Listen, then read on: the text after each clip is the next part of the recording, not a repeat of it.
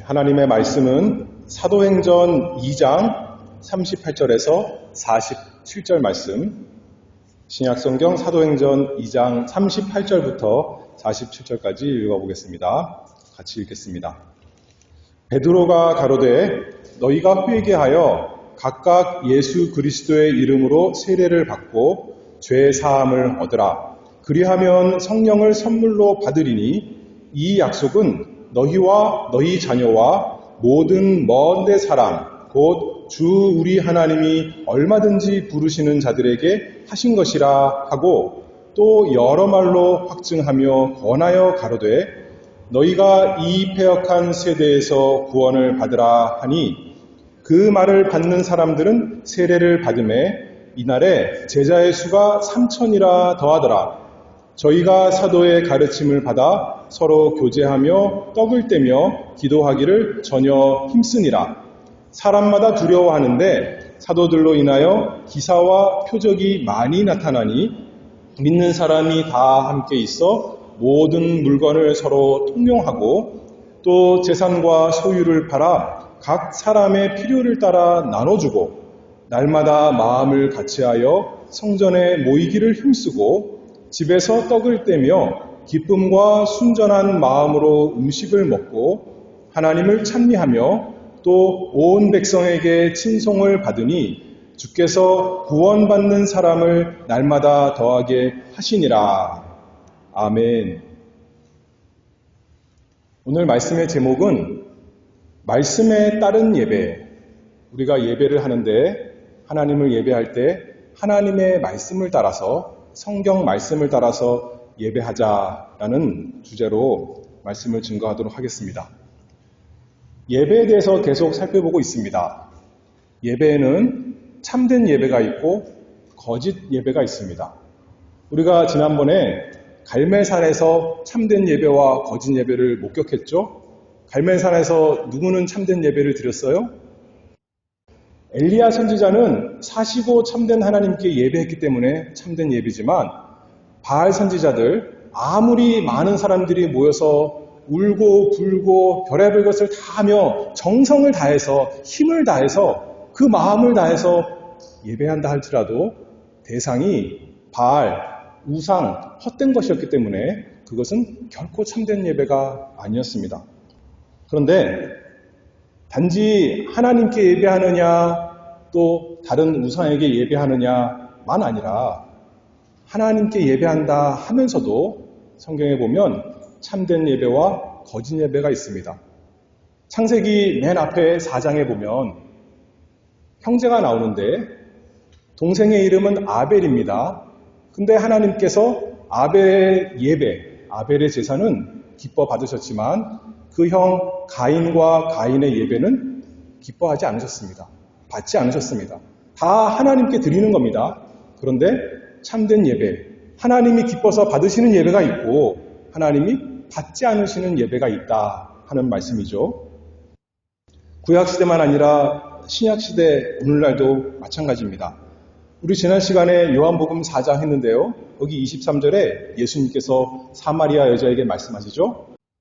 아버지께 참으로 예배하는 자들은 신령과 진정으로 예배할 때가 오나니 곧 이때라. 아버지께서는 이렇게 자기에게 예배하는 자들을 찾으시느니라. 하나님은 참으로 예배하는 자들 기뻐하시고 찾으십니다. 그래서 오늘 말씀의 제목이 뭐였죠? 말씀에 따른 예배. 하나님의 말씀에 따라서 예배하는 것을 하나님께서 기뻐하시고 그냥 자기 마음대로 자기 생각대로 아무리 자기 생각에는 좋다 하더라도 하나님의 말씀에 맞지 않는다면 그것은 하나님께 드리는 참된 예배가 될 수 없다. 지난 시간에 이렇게 증거했습니다. 그래서 오늘은 한편으로는 복습을 조금 하고 그리고 나서 오늘 본문 좀 더 살펴봅니다. 먼저 기본적인 원리, 예배의 기본 원리에 대해서 지난 시간에 한 것 잠깐 복습을 하겠습니다. 예배할 때 말씀을 따라서 해야 된다 그랬어요. 자기 생각, 세상에 좋아 보이는 방법이 아니라 하나님께서 말씀으로 알려주신 그 방법대로 해야 된다 했습니다. 다른 방법은 없고 그 방법밖에 없습니다. 그래서 구약시대 때 다른 것으로 자기 생각으로 하나님을 섬기던 사람은 즉시 심판받아 죽은 예를 제가 2가지나 말씀했습니다. 우사가 여호와의 교회가 흔들려서 떨어지려고 할 때 붙잡았을 때 하나님께서 그를 심판했고, 아론의 2 아들 나답과 아비후가 하나님께서 명하시지 않은 다른 불을 들임으로 거기서 불이 나와서 죽었다 했습니다. 구약에 복잡하고 많은 의식이 있는데 그 방법으로만 하나님께 예배해야 된다 그랬습니다.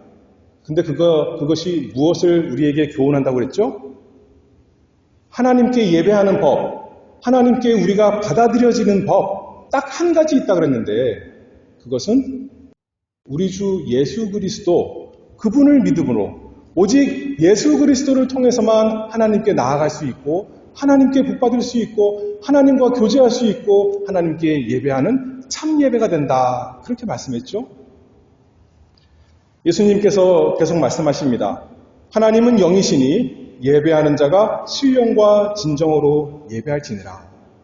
이제 예수님께서 구약에서 상징하던, 미리 보여주던, 예표하는 모형이었던 그런 모든 복잡한 의식들, 그것을 친히 이 세상에 오셔서 다 이루심으로, 완성하심으로 더 이상 보이는 의식이 아니라 우리가 영적으로 하나님께 예배해야 된다 말씀했고, 또한 자기 마음대로가 아니라 하나님의 말씀, 진리대로.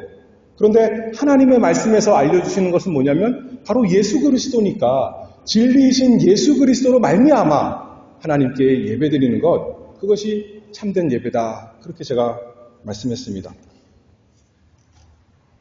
그래서 우리가 지금 여러분들 예배 드리는데 우리가 행위 자체가 온전해서 하나님께서 우리 예배를 받으시는 것이 아니다. 제가 여러 번 말씀드렸죠.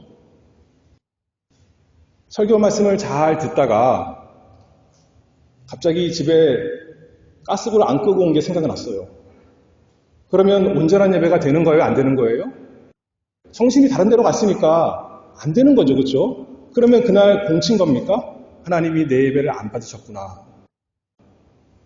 찬송을 하는데 사람들은 다 딱딱 박자를 맞춰서 하는데 나는 박자를 못 맞췄어요. 다른 사람들은 다 음정을 잘 맞추는데 나는 삑사리가 났어요. 하나님께서 내 찬송은 듣지 않으시겠구나. 아름다운 찬송이 아니니까. 그런가요?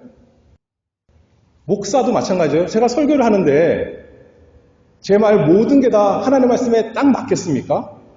그럴 수가 없죠. 그럼에도 불구하고 우리가 담대히 하나님께 나아가서 예배하는 것은 우리의 행위 자체가 완전해서가 아니라 무엇이 완전하다고 그랬죠?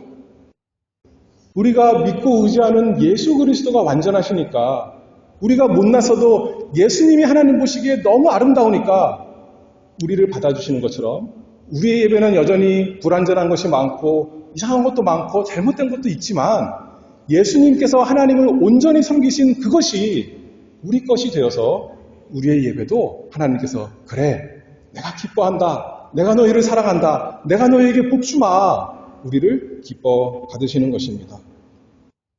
그러니 이제 오늘 본문에 돌아가서 베드로가 오순절 때 이제 광장에 나가서 사람들에게 말합니다. 뭐라 그러냐면, 여러분들의 예배는 잘못되었습니다. 이렇게 하지 말고 저렇게 해야 됩니다. 여러분들 마음이 50%밖에 안 됐습니다. 좀 더 끌어올려서 우리가 70%, 100% 마음을 다 기울이면 이제 하나님께서 받아주실 겁니다. 그렇게 말한 것이 아닙니다. 뭐라 그러죠? 38절에 베드로가 가로되 너희가 회개하여 각각 예수 그리스도의 이름으로 세례를 받고 죄 사함을 얻으라. 너희가 아무리 수고하고 노력해도 우리는 다 죄인이고 우리가 하는 행위가 불완전해. 그래서 우리는 하나님, 나는 죄인입니다. 나는 부족합니다. 회개해야 된다. 우리가 행하는 것으로 하나님께서 우리를 기뻐 받으실, 그렇게 생각하면 그것보다 교만한 것이 없다. 그러나 죄를 회개하고 그 다음에 뭐 하래요? 각각 예수 그리스도의 이름으로 세례를 받고, 다른 말로 하면 예수님을 믿음으로, 예수님께서 나를 위해서 대신 십자가에서 저주받으신 것, 예수님께서 나를 대신 나를 위하여 하나님께 온전히 다 완전한 예배를 드리신 것, 그것이 내 것인 것을 믿고 그것을 의지해서 이제 예수님과 내가 하나가 되었으니 예수 그리스도의 이름으로 세례를 받아라. 너는 예수님의 사람이다. 예수님으로 너가 감싸졌다. 너의 모든 예배와 섬김이 예수 안에 있으니 이제는 죄 사함을 얻고 하나님께서 기뻐하시는 사람, 하나님께서 기뻐하는 예배 할 수 있다. 그런 의미가 되는 거 아니겠습니까? 우리의 기도와 우리의 찬송과 우리의 예배가 하나님께서 받으시는지 어떻게 우리가 확신할 수 있다고요? 저 사람보다 내가 목소리가 좋아서요? 저 사람보다 내가 좀 완벽하게 잘해서요? 그게 아니라 우리가 믿고 의지하는 예수 그리스도께서 완전하시기 때문에 그분 안에서 우리가 그분만을 의지하는 겁니다. 그분만을 믿고 예배하는 것입니다. 그래서 하나님께 담대히 나아가고 하나님이 나의 예배를 받아주시겠구나 즐거이 하나님을 기뻐하며 찬송합니다. 이것이 예배의 기본 원리 또는 우리 신앙 모든 것의 원리입니다. 먼저 이것을 얘기했고 그 다음에 두 번째 예배의 기본 요소에 대해서 생각해 볼 텐데요. 우리가 이제 예수 그리스도를 믿음으로 또 성령의 도우심을 힘입어서 하나님께 나아가 예배하고 우리가 신앙생활을 하는데 그러면 마음으로는 믿는데 실제로 어떻게 예배해야 됩니까? 우리가 모여서 어떻게 예배해야 되는가 하는 문제가 여전히 남아있죠. 마음으로만 믿기만 하면 뭘 하든지 어떻게 하든지 상관이 없습니까? 우리 예배 시간에. 성령의 인도를 따라서 하면 됩니다. 성령이 우리 안에 계시니. 근데 내 마음속에 드는 생각이 성령의 인도인지 아니면 내 육신적인 생각인지 아니면 어제 본 TV에서 영향받아서 나온 생각인지 어떻게 합니까? 원리가 똑같습니다. 무엇을 따라서 예배하는 거예요? 하나님의 말씀을 따라서. 구약 성도들도 하나님께서 말씀으로 주신 그 계명을 따라서 예배했던 것처럼 신약 성도인 우리도 하나님께서 알려주신 대로 오늘도 예배하는 것입니다. 요한복음 16장 13절에 보면 예수님께서 제자들에게 이렇게 말씀하셨어요. 진리의 성령이 오시면 그가 너희를 모든 진리 가운데로 인도하시리니. 이것의 1차적인 뜻은 아마도 이제 제자들이 성령의 인도하심을 받아서 우리에게 성경을 쓰게 해주실 거다. 진리의 성경, 하나님의 말씀 우리에게 준다는 거죠. 우리도 마찬가지입니다. 우리에게 성령이 오시니까 우리가 뭐 희한한 걸 깨닫는 것이 아니라 성경을 통해서 하나님의 뜻을 깨달을 수 있는 사람 되는 것입니다. 구약에 하나님께서 명령하셨듯이 신약에서도 하나님께서 명령하십니다. 그것이 예배의 원리라는 거예요. 하나님의 말씀을 따라서 하나님께서 명령하신 대로 그대로 우리가 함께 모여서 예배하기를 원하는 것입니다. 자, 오늘 본문 다시 돌아가서 사도행전 2장 41절에 보면 이제 베드로가 나가서 복음을 전했죠. 그랬더니 그 말을 받는 사람들은 세례를 받음에 이날에 제자의 수가 3,000이나 더하더라. 사람들이 많이 모였습니다. 교회에 사람들이 많이 들어왔어요. 요새 말로 하면. 그러면 뭐 하겠어요? 그 다음에 모여서? 관광 갑니까? 맛있는 음식 같이 나눠 먹는 거예요? 그런 것이 아니라 42절에 저희가 사도의 가르침을 받아 서로 교제하며 떡을 떼며 기도하기를 전혀 힘쓰니라. 이것이 바로 사도들이 우리에게 모범으로 보여준 예배의 모습입니다. 예배로 모여서 무엇을 하느냐? 사도의 가르침을 받아 서로 교제하며 떡을 떼며 기도한다. 예배하는 일, 이 일에 다 같이 모여서 이제 전혀 힘쓰는 사람들, 우리가 다 된 것입니다. 더 이상 성전에 나아가서 희생제물을 가지고 와서 제사장을 통해서 피를 흘리고 단에 불로 사르는 것이 아니라 저희가 사도의 가르침을 받아 서로 교제하며 떡을 떼며 기도하기를 전혀 힘쓰니라. 오늘도 이 사도들이 초대교회 때 했던 모범을 따라서 성령께서 사도들을 진리 가운데로 인도하셨을 때 그들이 한 그 예배의 모범을 따라서 우리도 그렇게 하면 하나님께서 기뻐하시겠구나. 하나님께서 말씀을 통해 명령하신 게 바로 이거구나. 오늘날 우리가 예배해야 되는 모습이 이거구나. 알 수가 있는 것이죠. 그래서 오늘 예배에는 어떤 요소가 있는가 또는 어떤 순서들이 있을 수 있을까? 여기에 4가지 이렇게 나오죠.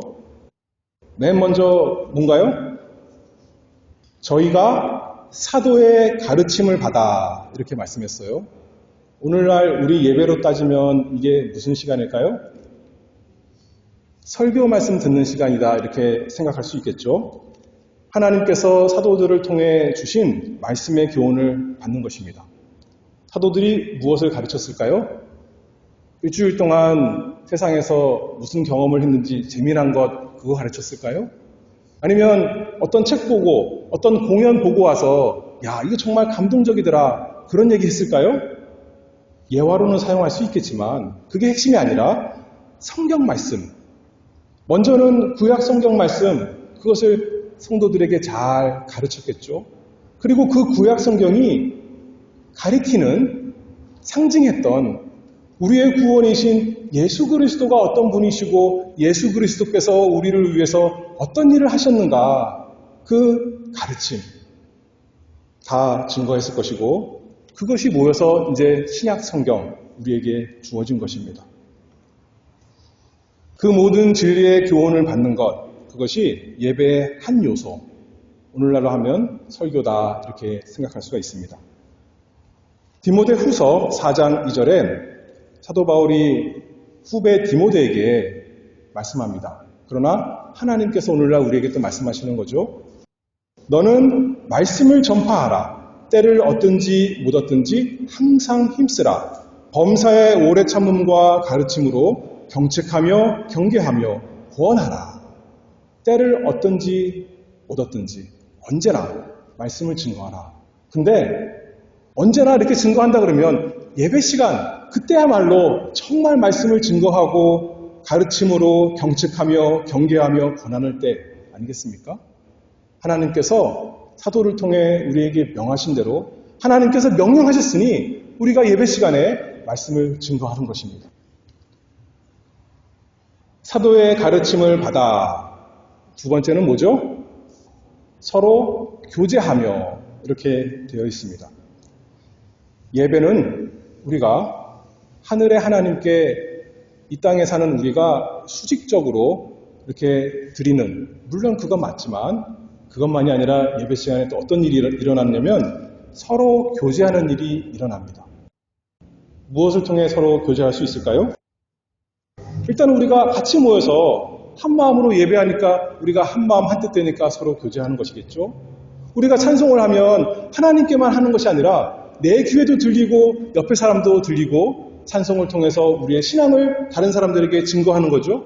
고백하는 겁니다. 그리고 우리가 같이 신앙생활 잘하자 격려하는 겁니다. 서로 교제하며. 기도도 마찬가지입니다. 기도가 내 개인적인 기도 예배 시간에 와서 하는 것이 아니라 우리가 다 함께 대표로 누가 나와서 기도한다면 거기에 마음을 합해서 그것이 우리 것이 되어서 우리가 그 기도를 나누는 거 아니겠습니까? 서로 교제하며. 우리 각자 하나님께 1대1로 예배하는 것이 아니라 서로 교통하면서 서로 교제하면서 함께 나누는 것 그것이 우리의 예배입니다. 말씀도 그렇고 찬송도 그렇고 기도도 그렇지만 특별히 여기서 서로 교제하며 라고 할 때 우리가 한 가지 더 생각할 수 있는 것은 뭐냐면 영적인 것만 나누는 것이 아니라 영적인 것 말고 무엇을 또 나눌 수 있을까요?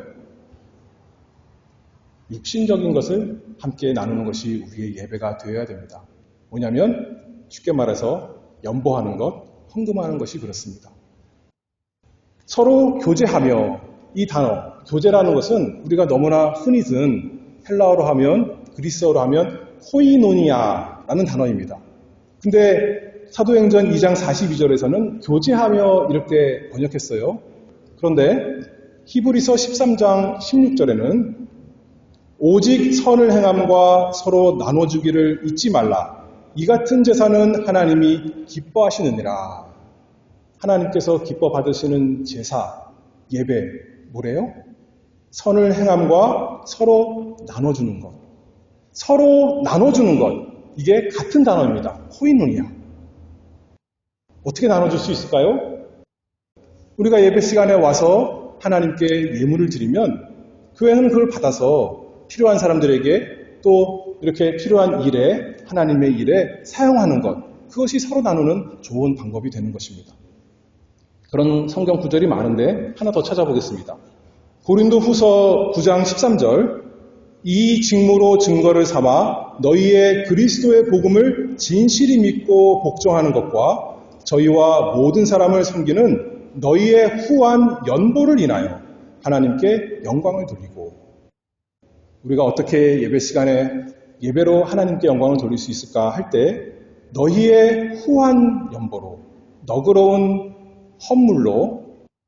이 연보라는 단어가 우리 성경에는 한글로 이렇게 번역했지만 아까 교제다라고 똑같은 거라는 거예요.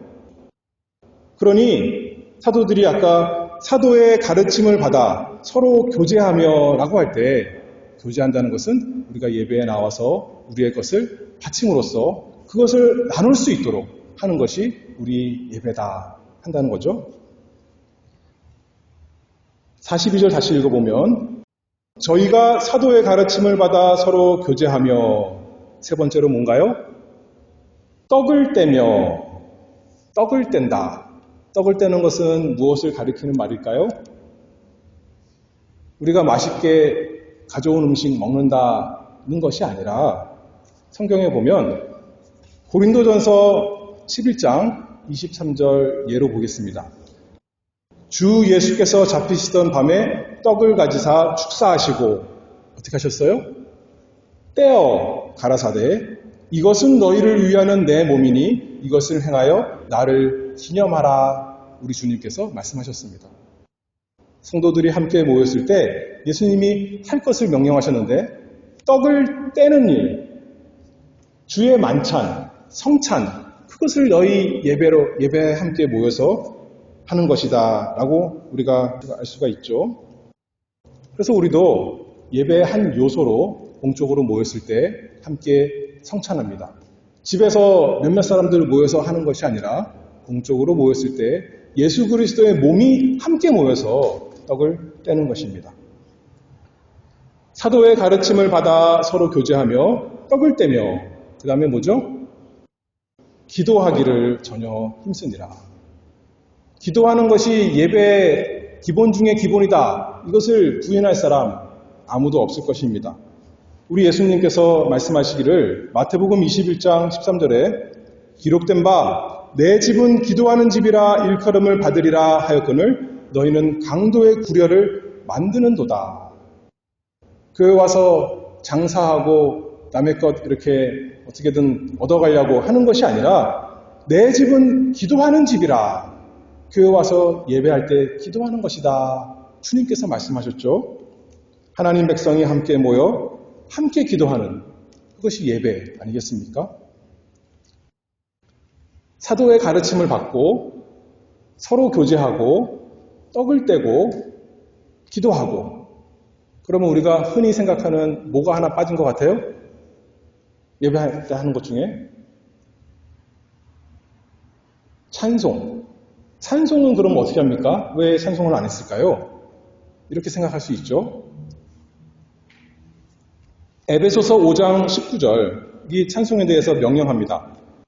시와 찬미와 신령한 노래들로 서로 화답하며 너희의 마음으로 주께 노래하며 찬송하며. 그렇죠? 우리 찬송하는데 하나님께서 명령하셨으니 서로 화답한다 그렇게 말하는 거예요. 단순히 찬송을 하나님께만 올려드리는 것이 아니라 서로 화답하는 겁니다. 아까 제가 말했잖아요. 우리의 신앙 고백을 담아서 찬송할 때 옆에 사람들 증거하는 거죠. 옆에 사람들에게. 또 서로 격려하는 거죠. 서로 화답하며 서로 교제하는 그것이 찬송이다. 이렇게 우리가 이해할 수도 있고 또는 우리가 흔히 말할 때 찬송은 여기 보니까 너희의 마음으로 주께 노래하며 찬송하며 다시 말해서 하나님께 올려드리는 것 뭐의 한 종류라 이렇게 생각할 수 있어요? 기도의 한 종류다 그렇게 생각할 수 있죠. 기도는 그냥 말로 하는 거지만 찬송은 곡조 있는 기도다 그렇게 우리가 이해한다면 아까 사도의 가르침을 받아 하나님의 말씀을 받고 서로 교제하며 헌금하고 떡을 떼며 성찬하고 기도하기를 그리고 찬송하기를 전혀 힘쓰니라. 하나님께서 사도들을 성령의 감동을 주셔서 이런 모범을 우리에게 주셔서 우리도 그렇게 예배해야겠구나. 구약시대 때는 성전에 나아가서 제사장을 통해 희생제물을 드림으로 예배했지만 이제 신약시대 오늘날에는 더 이상 그런 것이 필요 없으니 희생제사가 상징하는 예수 그리스도께서 실제로 오셔서 나를 위해서 피 흘려 죽으시고 내가 행해야 되는 그 모든 것을 내가 하나님께 다 바쳐지지 못할 때 예수님께서 번제가 되셔서 온전히 다 하나님께 드리셨기 때문에 우리는 그것을 믿음으로 성령의 감동을 받아서 이제는 모여서 사도의 가르침을 받고 서로 교제하고 떡을 떼고 기도하기를 전혀 힘쓰는 사람. 그것이 우리의 예배의 모습이다. 우리가 이렇게 이해할 수 있겠습니다. 그러면 예배 시간에 예배 한 순서로 촛불 켤 수 있을까요? 깜깜하면 초 켤 수 있죠. 그렇죠? 근데 예배의 한 요소로, 한 순서로는 안 된다는 겁니다. 향을 피울 수 있을까요? 어떤 사람들은 예배 시간에 이렇게 막 향로를 들고 다니면서 마치 구약시대와 같이 향을 피울 수도 있겠죠. 물론 냄새가 너무 안 좋아서 향을 좀 피워야 공기를 좀 이렇게 바꿀 수 있다면 할 수 있습니다. 그러나 예배의 한 순서로서, 요소로서는 할 수가 없습니다. 왜냐하면 사도들을 통해서 우리에게 모범으로 주시지 않았고, 왜냐하면 하나님께서 명령하신 것이 아니기 때문에, 명령으로 검증된 것이 아니기 때문에 우리가 그것으로, 우리가 아무리 좋은 것처럼 생각되어도 할 수 없다는 거죠. 멋진 스크린이 있어서 영화를 막 보여주는 것으로, 목사가 말만 하면 심심한데 아주 재밌는 영상도 있고 그것으로 예배할 수 있을까요? 그런 명령이 없고 모범이 없기 때문에 우리는 그런 것을 하지 않습니다. 아무리 세상에서는 좋은 방법이라도 합법적인 것이라도 예배에는 맞지 않습니다. 왜냐하면 하나님께서 우리에게 명령하시지 않았고 하나님께서 우리에게 모범으로 주시지 않았기 때문입니다. 연극을 하는 거는요, 그런 것도 성경에 없다는 거예요. 그렇죠? 우리가 연극을 보면 감동도 되고 좋아요. 그러나 하나님께 공적으로 드리는 예배에는 할 수가 없고 다른 시간에 얼마든지 할 수 있죠. 그렇죠? 다른 시간에 얼마든지 영화도 볼 수 있고 춤도 출 수 있고 할 수 있지만 공적으로 드리는 하나님의 예배에는 말씀을 따라서, 여러분 하나님 말씀 따라서 하고 싶지 않습니까? 내 생각대로 하나님 예배하고 싶습니까? 우리의 삶 모든 것이 하나님 말씀대로 하고 싶은 것이 아닙니까? 성경대로 말씀을 가르치고 성경대로 헌금하고 성경대로 성찬하고 성경대로 기도하고 찬송하고 하나님의 말씀을 따라 우리가 하나님을 예배합니다. 그런데 좀 내려가서 오늘 본문 사도행전 2장 44절에 가면 이런 말씀이 있습니다. 믿는 사람이 다 함께 있어 모든 물건을 서로 통용하고 또 재산과 소유를 팔아 각 사람의 필요를 따라 나눠주고 날마다 마음을 같이하여 성전에 모이기를 힘쓰고. 이거는요, 사도들이 이런 모범을 우리에게 보여줬어요. 좋은 일인가요? 나쁜 일인가요? 좋은 일이죠, 그렇죠? 그러나 이것은 우리에게 예배할 것으로 주신 것은 아닙니다. 사도들이 그 당시에 한 좋은 행실을 기록해 놓은 것이고 묘사하고 설명한 것이지 우리에게 명령하신 것은 아니거든요. 너희가 예배 시간에 너희 소유 다 팔아서 나와라. 그런 명령은 성경에 있지 않습니다. 너희가 주일날 예배하는 것, 이것은 공적이지만 날마다 모여서 예배해라. 그것은 성경에 명령으로 주지 않았으니까 안 할 수 있는 것입니다. 꼭 해야 되는 것이 아니라는 거죠. 모본으로 주셨지만 하나님께서 명령하신 것, 그것으로 확증된 것, 또는 더 나아가서 우리가 좋은 유추를 통해서 합법적인 생각을 통해서 우리가 결론을 내린 것, 그런 것을 얼마든지 하나님 앞에 예배합니다. 예배의 기본적인 원리는 예수 그리스도를 믿음으로 성령을 힘입어서 하나님께 나아가 기도한다 했습니다. 예배의 요소는 성경에 나와 있는 대로 하나님께서 우리에게 명령하시고 또 사도들의 본을 따라서 우리가 하나님을 예배한다 했습니다. 그리고 세 번째로 이제 간단하게 예배의 실천 원리 몇 가지 생각해 보도록 하겠습니다. 첫 번째로는 말씀을 따라서 예배한다 그랬으니 그냥 아무렇게나 내 마음이 기쁘니까 하나님 예배하는 것이 아니라 공적으로 예배할 때 말하는 겁니다. 하나님의 말씀을 잘 생각해 봐야겠죠. 과연 이것이 우리의 예배가 하나님 말씀에서 명령하신 참된 예배인가 잘 생각해 볼 것이 필요합니다. 그래서 우리 마음과 생각을 따라 또 세상이 하는 그 좋은 방법을 따라 할 것이 아니라 하나님의 말씀에서 알려주신 대로 진리 안에서 할 수 있도록 우리가 잘 분별해야겠습니다. 기도해야겠습니다. 또한 두 번째로 고린도전서 14장 40절 보면 모든 것을 적당하게 하고 질서대로 하라. 우리 예배 순서가 있죠. 그냥 즉흥적으로 아무렇게나 이 사람 저 사람 막 자기 마음대로 할 것이 아니라 모든 것을 적당하게 하고 질서대로 질서 있게 순서에 맞게 차근차근 잘 하라 그런 말씀이죠. 모든 삶이 그렇지만 예배에 있어서 더욱 그렇습니다. 그래서 우리의 예배 순서가 있는 거예요. 그렇죠? 나름대로 꼭 그렇게 해야 되는 것은 아니지만 교회마다 다를 수가 있습니다. 어떻게 하는지 구체적으로 다를 수가 있어요. 그러나 우리는 이렇게 하는 것이 참 좋은 예배 같습니다. 정했기 때문에 예배의 요소들을 가지고 그 순서를 만들어서 우리가 하나님을 기쁘게 예배합니다. 요란하고 난잡하게 할 것이 아니라 품위 있고 적절하고 질서 있게 우리가 하나님을 예배합니다. 그리고 마지막으로 히브리서 12장 28절 29절에 보면 그러므로 우리가 진동치 못할 나라를 받았은즉 은혜를 받자. 이로 말미암아 경건함과 두려움으로 하나님을 기쁘시게 섬길지니 우리 하나님은 소멸하는 불이심이니라. 하나님이 우리의 아버지시고 우리를 사랑하시니까 옛날 말에 할아버지가 손주를 너무 사랑하면 손주가 어떻게 한다 그래요? 수염을 잡아당긴다 그러죠. 하나님이 나 사랑하시니까 내가 어떻게 해도 내가 잘못해도 모두 다 예수 그리스도 안에서 다 용납이 되니까 기뻐 받으시니까 아무렇게나 하면 됩니까? 경건함과 두려움으로 우리가 잘못될까봐 하나님께서 우리의 예배를 받지 않으실까봐 두려운 것이 아닙니다. 우리가 쫓겨날까봐 두려운 것이 아니라 하나님은 너무나 거룩하신 분이시니까 너무나 높으신 분이니까 경외하는 마음으로 경건함과 두려움으로 우리가 하나님을 예배하기를 바랍니다. 우리는 걱정하지 않습니다. 나의 예배가 우리의 예배가 하나님께서 오늘 안 받으실까? 오늘은 내가 좀 졸았어. 저번에는 안 졸았는데 오늘은 많이 졸았어요. 그러면 하나님께서 탈락하십니까? 그것이 아니라고요. 예수 그리스도를 믿음으로 우리는 은혜 가운데 있으니 하나님이 기뻐 받으신다고요.